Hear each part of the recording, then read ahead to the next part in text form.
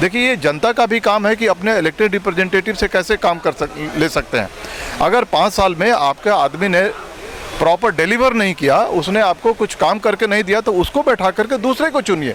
Sir, मुसलमान क्या हमेशा ये आजमाते ही रहेंगे? 5 साल इनको आजमाया, फिर 5 साल आजमाया, जिनको एमएलए एमपी बनाया गया उन लोगों ने कहाँ इंसाफ किया? आज भी मुसलमान महरूम है अपने हुकूक से।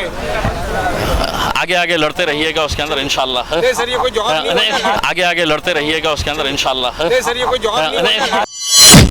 ये भी आपको पता नहीं है। मैं ये आम राय है। नहीं, मैं मेरी बात नहीं कर रहा हूँ। ये भी शायद आपको जानकारी में नहीं है। 2014 में मुसलमानों को 5% रिजर्वेशन। इन्हें बहुत अच्छी किताब है और टाइमली किताब है, सही टाइम पे आई है। इस किताब पर व्यापक चर्चा होनी चाहिए, ना सिर्फ मुस्लिम समाज में लेकिन हिंदू समाज में भी। और नहीं, ये तो एक जुमलेबाजी रह गई है, ये तो एक नारा रह गया, हकीकत कहाँ है? और इसी पार्टी का एक मुख्यमंत्री कहता है कि हमारे, ये तो खुद कहते हैं कि हमें ये जमहूरियत मिली है, हम ये हमें ज़रूरत नहीं थी इसकी। ये तो कहते हैं तुमको पाकिस्तान मिल गया, तुम्हारे पास 10 मुल्क है कि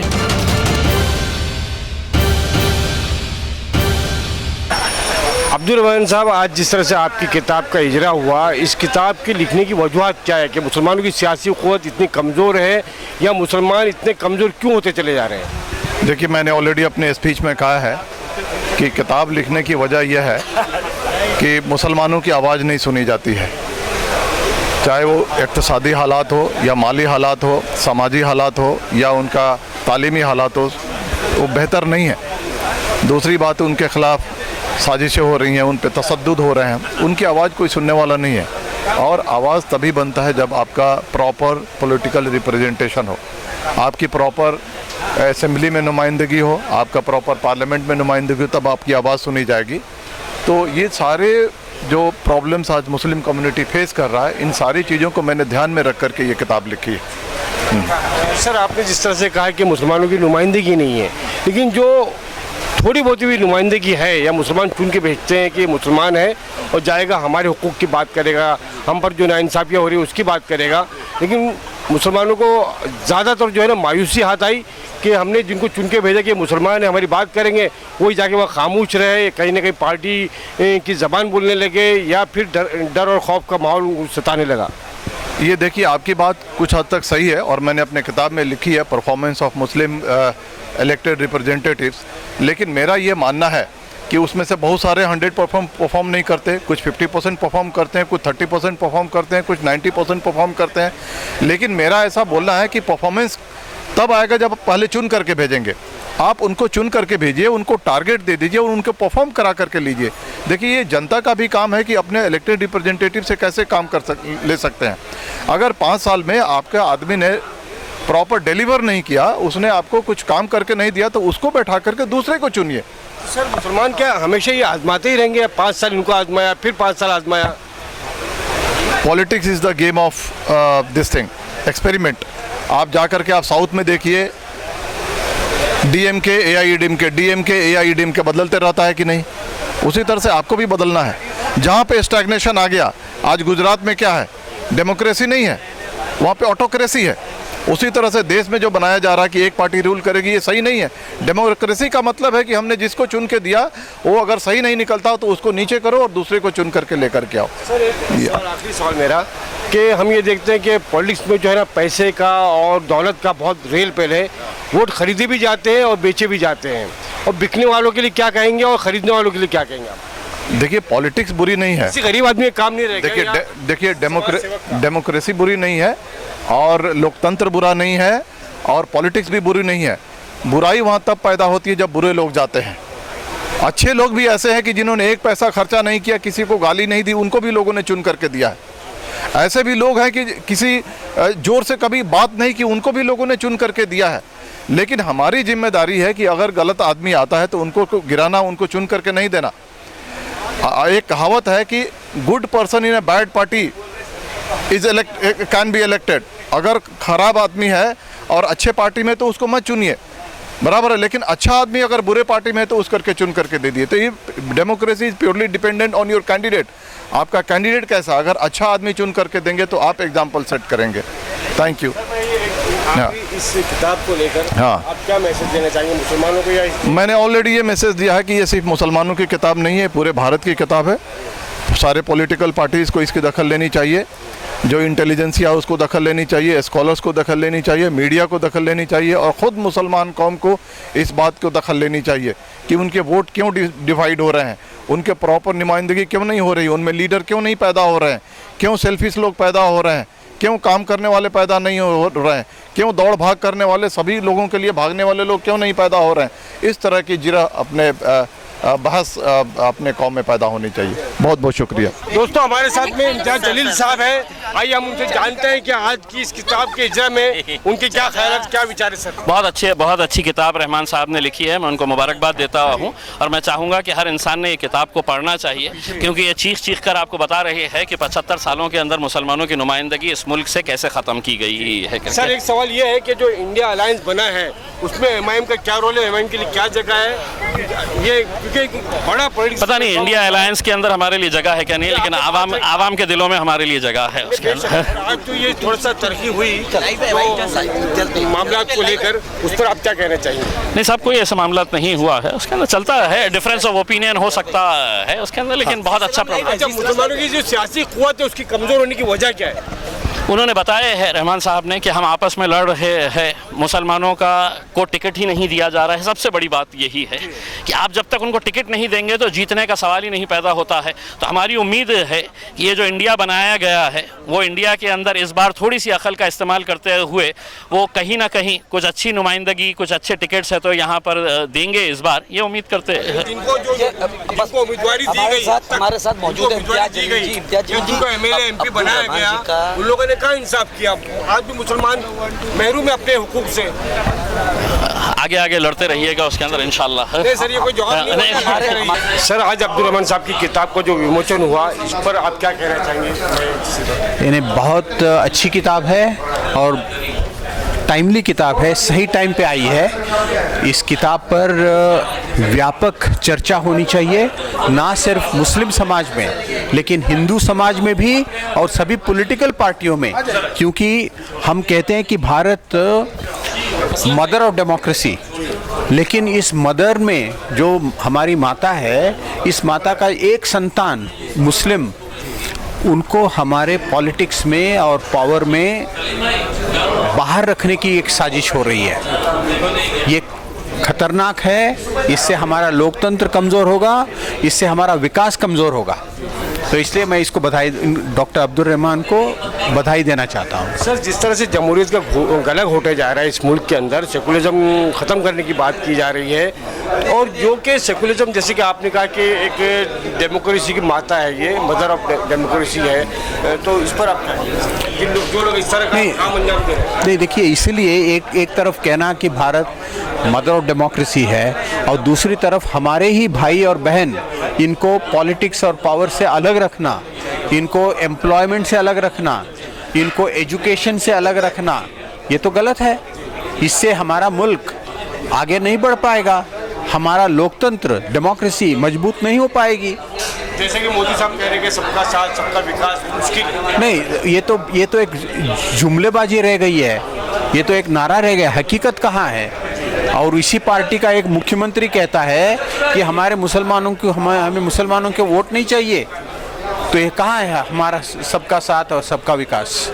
विकास हमने मणिपुर में देखा सर। हाँ, तो इसीलिए इस सबको बदलने के लिए हिंदू और मुसलमान को मिलकर काम करना होगा, संघर्ष करना होगा और हमारे मुल्क को आगे लेना होगा।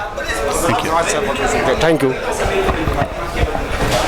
नसीम खान साहब, आज इस किताब पर इजरा हुआ अब्दुल रहमान साहब की, आप क्या कहना चाहेंगे? देखिए, रहमान साहब ने जो मुताला किया है अलग अलग तरह से, उन्होंने अपनी किताब लिखी है और किताब मैंने पढ़ी नहीं है, इसलिए मैं उस पर कोई राय देना मेरा मुनासिब नहीं है। लेकिन मुझे यकीन है कि उनके जो तजुर्बात रहे हैं, जो मुल्क के हालात रहे हैं, जो आज मौजूदा हालात हैं, ख़ास करके अक़लियत को लेके, दलितों को लेके, आदिवासियों को लेके, उन तमाम सारी चीज़ों पर उन्होंने अपनी राय उसमें ज़रूर रखी होगी। मैं मुताला करूँगा और फिर राय दूँगा। सर, आप मुंबई के कांग्रेस के वरिष्ठ नेता हैं, आप अपनी पार्टी में मुसलमानों की नुमाइंदगी को लेकर क्या बात रखना चाहेंगे, क्या मुतालबा करेंगे उनसे? नहीं, बिल्कुल, जहाँ जहाँ कैंडिडेट जीत सकता है ज़्यादा से ज़्यादा मुसलमानों को नुमाइंदगी मिलनी चाहिए और हमेशा दी जाती है, और इस बार भी कोशिश होगी कि ज़्यादा से ज़्यादा लोगों को नुमाइंदगी दी जाए। सर, आज़ादी के बाद से लेकर आज तक मुसलमानों के वोटों को जो है सिर्फ फुटबॉल की तरह इस्तेमाल किया गया। कभी उसने लात मारा तो यहाँ चले गए, यहाँ से लात मारा तो वहाँ चले गए, इस गोल से उस गोल में, यही हालत होती रही। उसकी वजह क्या है? उसकी वजह है मुसलमानों की सोच। मुसलमानों को इस पे बहुत ही संजीदगी से सोचना होगा कि वो अपने वोटों को जज्बाती रो में ना बहाए, अब मुत्तहिद होकर मुल्क की हालात जो उसके हक के लिए बेहतर है वो फैसला करें। सर, ये तो जज्बाती बात नहीं है। मुसलमानों ने सेकुलरिज्म के नाम पर हमेशा वोट दिया, लेकिन हुआ ये कि सेकुलरिज्म के नाम पर वोट देने के बाद में मुसलमानों के हुकूक के साथ में उनके साथ इंसाफ नहीं हुआ और उनको आज तक हक नहीं मिला। चाहे किसी भी तरह की बहुत सारे कमीशन बिठाए गए, चाहे कि श्री कृष्णा कमीशन का मामला हो, सबसे कमीशन रिपोर्ट का मामला हो, सारे कमीशन की रिपोर्ट को जो है कचरे के डिब्बे में डाल दिया। ऐसा नहीं, आपने श्री कृष्णा कमीशन की बात की तो मुझे बताना पड़ेगा आपको, शायद आपको पता नहीं है, आप मुताला कीजिए। श्री कृष्णा कमीशन पहली वाहिद रिपोर्ट इस देश की है जो मंजर आम पर भी आई है और इस रिपोर्ट को लागू भी किया गया है। शायद इसके बारे में आपको बहुत सारे लोगों को पता नहीं होगा। वो रिपोर्ट मंजर आम पे आई है और लोगों के सामने है श्री कृष्णा कमीशन की रिपोर्ट, उसको लागू किया गया है। लेकिन मुसलमानों के बहुत सारे मसाइल हैं, बहुत सारे इश्यूज़ हैं और वो दूर होना चाहिए और उसकी लड़ाई हम लोग लड़ रहे हैं। कांग्रेस की हुकूमत थी, जाते जाते बीजेपी शुरू की हुकूमत आ गई और मुसलमानों ने कई मुसलमान का रिजर्वेशन को लेकर, जबकि कांग्रेस कर सकती थी, ऐसा मुसलमानों को मानना है, इल्ज़ामात है, लेकिन कांग्रेस ने नहीं किया और अदालत के पाले में डाल दिया। ये भी आपको पता नहीं है? मैं ये आम राय है, मैं मेरी बात नहीं कर रहा हूँ। ये भी शायद आपको जानकारी में नहीं है। 2014 में मुसलमानों को 5% रिजर्वेशन पसमानदगी की बुनियाद पर दिया गया। मैं खुद वजीर उस डिपार्टमेंट का था, दिया गया, उस साल लागू भी किया गया। लेकिन सरकार बदल जाने के बाद भारतीय जनता पार्टी की हुकूमत महाराष्ट्र में आ गई और उस फैसले को उन्होंने सरद खाने में डाला। खान साहब ने जो उन्वान पे किताब लिखी है, ये तकरीबन आज़ादी के 10-15 साल बाद आनी चाहिए थी। इसलिए कि आप जानते हैं, एक वक्त मोरारजी भाई देसाई ने मिसेस इंदिरा गांधी से कहा, मैडम पावर करप्ट और एब्सोल्यूट पावर करप्ट एब्सोल्यूटली। अब 303 आके अगर ये अपना पावर करप्ट नहीं करेगा तो कब करेंगे? इन्होंने ये तो खुद कहते हैं कि हमें ये जमहूरियत मिली है, ये हमें ज़रूरत नहीं थी इसकी। ये तो कहते हैं तुमको पाकिस्तान मिल गया, तुम्हारे पास 200 मुल्क है, क्रिश्चियनों के पास 25 मुल्क है, यही आदमी हमको एक मुल्क देगा।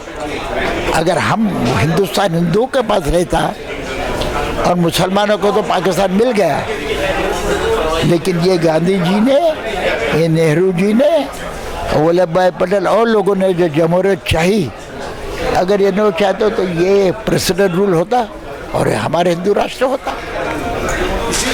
तो लेकिन मैं आरएसएस से कहता हूँ, भाई मेरे समझ में ना आते, मैं ज़रा कन्फ्यूज़ हूँ। मैं समझता था हिंदुओं के रखवाले आप हैं, लेकिन आज चंद पार्टियाँ कहते हम हिंदुओं के रखवाले हैं। अब ये भी कन्फ्यूजन है, वो रखवाले हैं कि आप रखवाले हैं। तो आप अगर सचमुच रखवाले हैं तो मुझे आपके नंबर 2 गोलवाकर साहब आए थे, उनकी बहुत सी बातें मैंने पढ़ी है। आप उनकी बातों पर अमल क्यों नहीं करते हो? उन्होंने भी, he was never been for common civil code, he was never been for so many thing जो आप ओपनली कह रहे हैं। भागवत जी हम आपसे बहुत आपको चाहते हैं, लेकिन क्या हमारे साथ आप डायलॉग नहीं करते? अगर हमसे कोई गलती हुई है तो मैं बता दो ना हम क्या गलती है। मैंने कई तुम्हारे दोस्त से कहा, मेरी एक मीटिंग आपके साथ रखी, लेकिन वो हाँ करते, वो आप तो बोलते ही नहीं। तो ये इस वक्त आ गया है कि मोदी जी से कहिए कि आप जीती हुई बातें क्यों हार रहे हैं? आप तो पूरे जीते थे। 9% मुसलमान है, आपको जीत ये सब एब्सोल्यूट मेजॉरिटी में। आपको क्या मोदी जी 2024 हार रहे हैं? हार जीत तो अवाम के हाथ में है, लेकिन मोदी जी हमारे प्राइम मिनिस्टर है, मुसलमान का फितना नहीं कर सकता। हमें कहा गया तुम्हारे हाकिम जो भी होगे तुम उसके तरफदारी करो, तो हम तुम्हारी तरफदारी करेंगे, और नहीं करें हम तुम्हारी करेंगे। लेकिन इलेक्शन कल आएगा, आप अच्छे रहोगे तो हम तुम्हारे साथ रहेंगे, लेकिन आप एक पार्टी के प्राइम मिनिस्टर ना होते हुए मुल्क के प्राइम मिनिस्टर बनो। अगर जिस दिन हमें पता चलेगा मुल्क के प्राइम मिनिस्टर, मुसलमान भी आपको साथ आएंगे। इससे पहले भी आपको साथ दिया 2 इलेक्शन में, मुसलमानों ने साथ दिया। बिल्कुल 9% मुसलमानों ने इनको ही वोट दिया ना, 9%, वो भी नहीं 1-2%। इसलिए तो एब्सोल्यूट मेजॉरिटी में है। जब हम कांग्रेस के साथ थे वो एब्सोल्यूट मेजॉरिटी में थी, जैसे हम इनसे दूर गए तो ये हाल ये हो गया आज कि अपोजिशन लीडर भी बना नहीं सकते। कैमरा पर्सन शान पटेल के साथ आपका दूसरा आसिफ। जय हिंद, जय महाराष्ट्र।